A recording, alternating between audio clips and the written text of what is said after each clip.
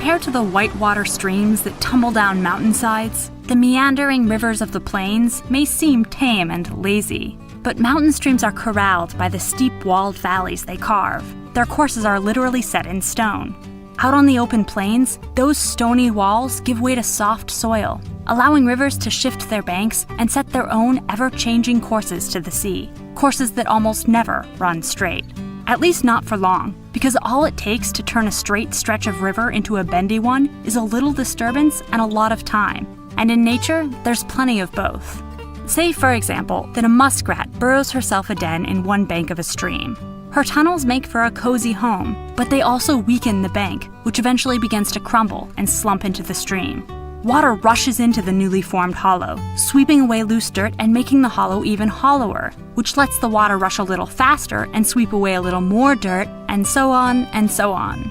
As more of the stream's flow is diverted into the deepening hole on one bank and away from the other side of the channel, the flow there weakens and slows. And since slow-moving water can't carry the sand-sized particles that fast-moving water can, the dirt drops to the bottom and builds up to make the water there even shallower and slower, and then keeps accumulating until it becomes new land on the inside bank.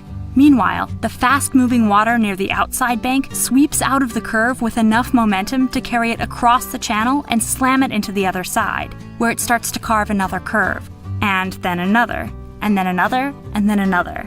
The wider the stream, the longer it takes the slingshotting current to reach the other side, and the greater the downstream distance to the next curve. In fact, measurements of meandering streams all over the world reveal a strikingly regular pattern. The length of one S-shaped meander tends to be about 6 times the width of the channel. So little tiny meandering streams tend to look just like miniature versions of their bigger relatives. As long as nothing gets in the way of a river's meandering, its curves will continue to grow curvier and curvier until they loop around and bumble into themselves. When that happens, the river's channel follows the straighter path downhill, leaving behind a crescent-shaped remnant called an oxbow lake. Or a billabong.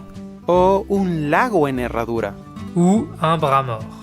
We have lots of names for these lakes, since they can occur pretty much anywhere liquid flows, or used to. Which brings up an interesting question. What do the Martians call them?